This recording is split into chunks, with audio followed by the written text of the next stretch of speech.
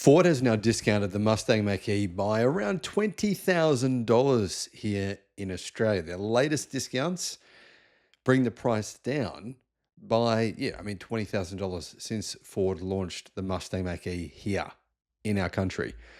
So why have Ford been doing this, and is it worth considering buying a Ford Mustang Mach E now that the price of all three versions has been slashed? Well, here's what I think. Hello, my friends. Welcome to the channel. I'm Sam Evans. You're watching the Electric Viking. Great to have you with us. I don't mind the Ford Mustang Mach E. If you're going to pick between, say, the Toyota BZ4X or the Mustang Mach E, I'd have the Mustang Mach E. But if I was going to pick between my personal car and a Mustang Mach E, I'd have my personal car every day of the week because, well, charging, range, interior space, to be honest, pretty much everything. But anyway, the Mustang Mach E it's definitely not the worst car. And how the prices have been slashed by an additional $12,000, it's not bad value either. That said, I still don't think it's quite competitive, and here's why. Ford has reduced the price of the Mustang Mach E now in Australia by around $20,000 for the mid-spec and the base model versions since it first launched. The price was reduced about, I believe 2 days ago by a further $12,000, meaning it is now discounted by around $20,000. The top spec model, the Mach E GT, which is actually a nice car but very pricey, starts at $94,000 drive away.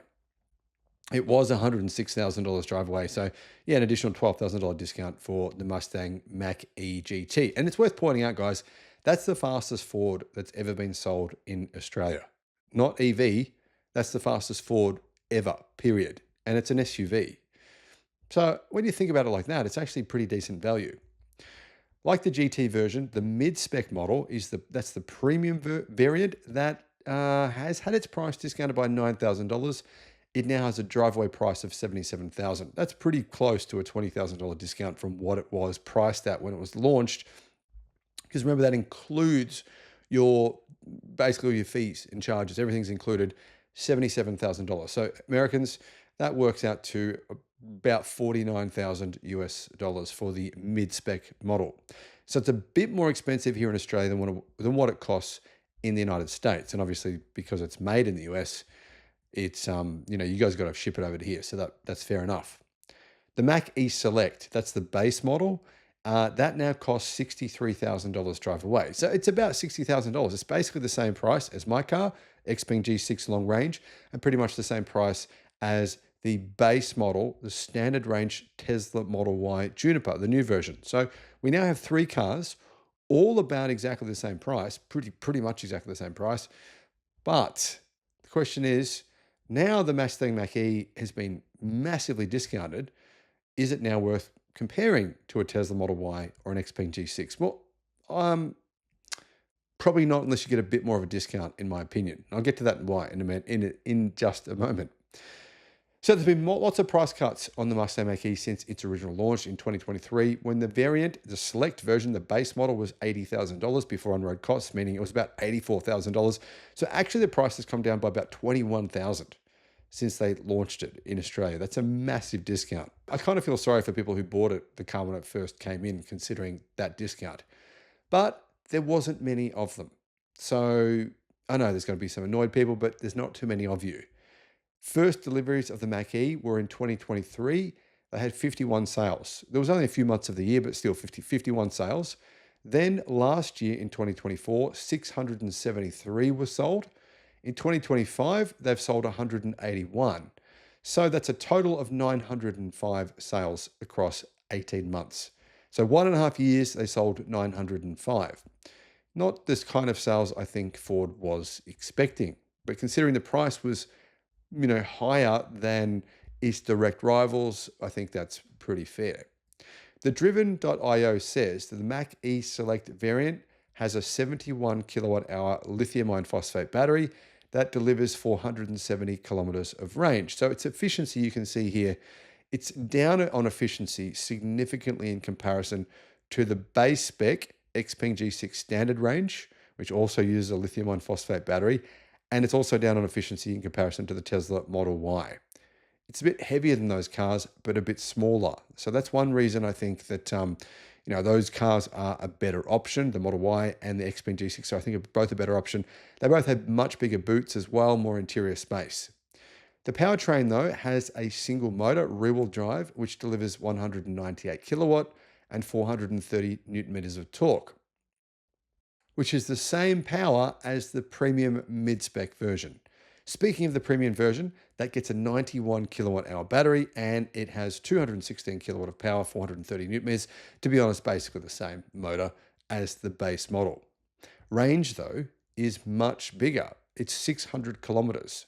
So this could be the car that if you're doing a lot of long range driving, you might consider, but charging speed isn't as fast as the Xpeng G6. The G6, I've found in the real world from my personal experience, you can charge at about 300 kilowatt and it maintains a very high state of peak charge. And numerous people around the world have seen that. It's been rated against other EVs in Europe several times. And yeah, charging speed beats everything. It beats the Hyundai Ioniq 5. It beats the Kia EV9, EV6. So charging speed is a factor when you're doing long trips. Therefore, 600 kilometers of range is really good, but with a slower charging speed, it's not quite as good as it sounds. The Mustang Mach E GT also gets that 91 kilowatt hour battery, but it has a lot of power. It's all-wheel drive. It's got 358 kilowatt and 860 newton meters of torque, and therefore it can do 0 to 100 kilometers an hour or 0 to 62 miles an hour in 3.7 seconds. It also has performance suspension, Brembo brakes, so good brakes, and it will give you 490 kilometers of range, so 110 kilometers less range than the rear-wheel drive version of that car. Adding an extra motor, bigger wheels, more power, obviously drains the battery much faster. So here's the thing. Considering the Mustang Mach E, the base model, that's the model that most people are going to be going for, right? 470 kilometers of range. That means for about the same price, for example, a G6, an Xpeng G6, you're going to get an additional 90 kilometers of range. You get more power. It's a faster car. You're not massively, but you're getting an extra 32 kilowatt, which is a decent amount. It's about 15% more power. It's got a significantly bigger boot. The boot space is about 20% bigger. It's also got, like I said, much faster charging speed. It's got an 800 volt architecture. I think it's got a much nicer interior. Ultimately, I think they don't really compare when you consider the fact that they're the same price. And as I mentioned, the Xpeng has quite a lot going in its favor. Now, when it comes to the Tesla Model Y, that's an interesting question because the Model Y's range is much closer. It's almost the same. It's about 465 kilometers, whereas the Mach E is 470. So let's just say they both have basically the same range. The Tesla does have, of course, the supercharger network. It does have similar charging speeds, though, to the Mach E. But here's the thing. Ultimately, I just think that the Mach E, whilst being a good car, doesn't really compete that well with the Tesla Model Y either, which is, I think, a more premium car. I know a lot of people say that Teslas are not premium, but I don't agree with that. I think they actually are quite premium.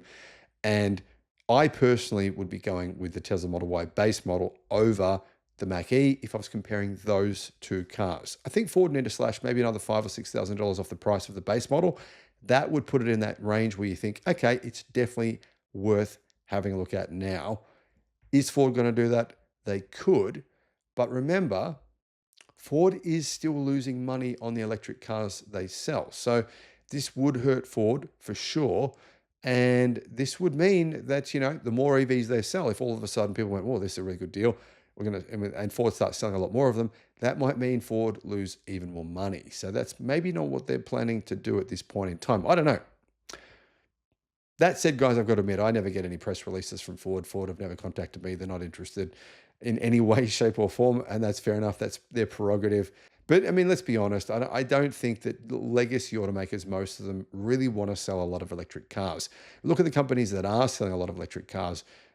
Their margins continue to drop. Porsche, Mercedes-Benz, Audi, BMW, their margins are all shrinking, and that's a big part of the reason. Now, really getting back to the positive here. The positive is this. You've got three really good cars around $60,000. The Mach E, it is a really good car. I don't think it's as good as the other two model cars, the Tesla or the Xpeng, but it's still a really good car for the price. And so that means you've got three really good options on the market, which are, properly good-sized, medium to large electric cars. Guys, which of these three would you choose? Do you agree with my thoughts here? What are your thoughts? Let us know in the comments.